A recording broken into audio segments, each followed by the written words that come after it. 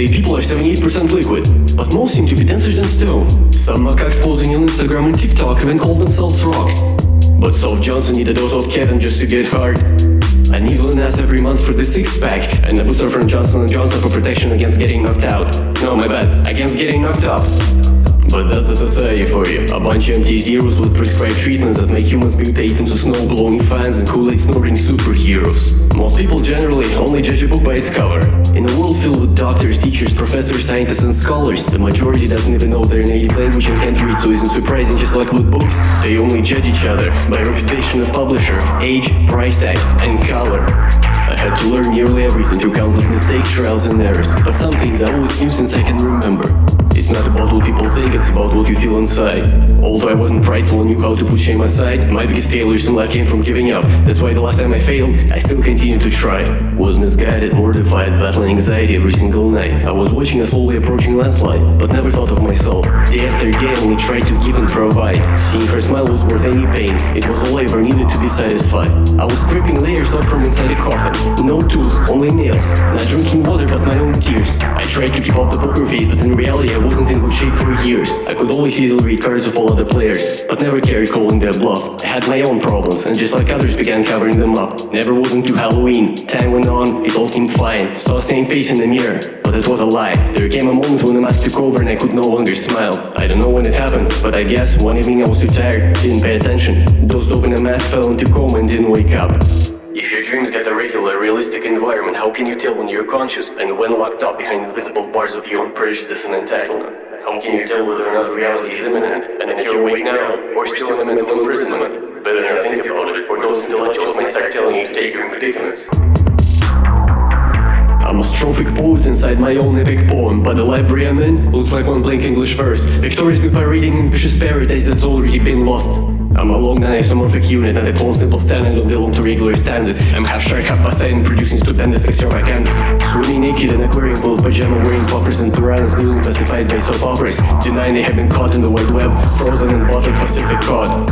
My thoughts are a flying train, locomotive hitting like Juggernaut, and I'm the pilot dancing foxtrot and polka. There polka dots, food for thought, apricots with soft spots, astronauts and booster shots booted towards Mars, not expecting to hit a wall of a flower pot. I'm the last Argonaut, Lancelot of Camelot, and the prophesied sword for their Gordian knot. Barely keeping the lid on top of my boiling coffee pot, but at least I am my own mascot, while others look up to stinky robot hiding behind a mask of Elon Musk. The mask is so strong it's more like a stench, a honeypot that smells like a fart. If he is smart, I must be a savant. If he's a kilowatt, I'm Alan Watts. He's but a crooked croissant, I'm René Descartes. By the way, I'm not hating, and it's not defamation. Hell no, it's a verbal taekwondo. Self-defense against assaults and attempted murder of my identity. Not to mention the oppression of the loved ones and extermination of my family.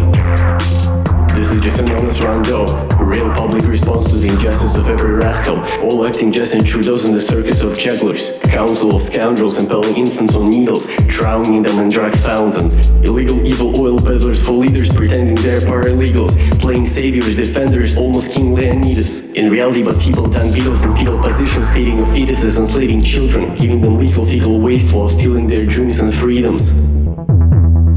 Before one can act in as adept, they're required to adapt, accept reality for what it is and things for what they're not. Why most can't? Cause it's tremendously hard. I know people overdo it but pretend they're tough. If you can't obey yourself, you will be commanded.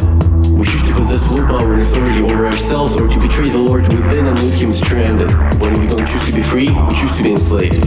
And the idolized imposters do nothing but demand, using scarcity and planting ideas through propaganda. It's always us making choices, most are just distracted by inner dialogue and outer drama. Never taking responsibility because it's easier to blame others. And when there's no one to blame, then it must be karma. But if people volunteer for trials conducted by Big Pharma, a big prigs they call government, letting strangers drug them knowing they're getting injected with chemicals, then it should be pretty obvious why the masked man in the mirror is judging them. People live in a grotesque wonderland only because they're breaking the covenant.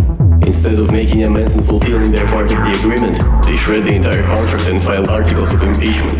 My question is, why do all these virtuous citizens accept being placed under house arrest, receive public humiliation as daily punishment, and have blue-collar security guarding them? Is it just masochism, or maybe they impeached the benevolent, voted for into the side of malignant, and unconsciously punish themselves by living in prison? being the prisoners of their own convictions. Am I missing something, or is it normal for an independent individual to require the permission of some little frightened insignificant politician just to go for a walk outside the walls of a prison block? Who is the one making the decision to destroy their integrity and self-respect by admission? Is it a mission of some secret commission? Or is it due to carbon emission? Indecision leads to depletion of opportunity, the loss of power, time keeps one forever frozen in that position. Love replaced by fears expressed in emotional inhibition. And it seems that's been the main thing people kept passing down with their traditions. The good thing is they always have a choice leading towards remission. The bad thing that this always might end the day before one decides to embark on the expedition. It's just a simple juxtaposition, regardless of what it's supposed to mean by definition. And what's the definition of definition, if not a juxtaposition?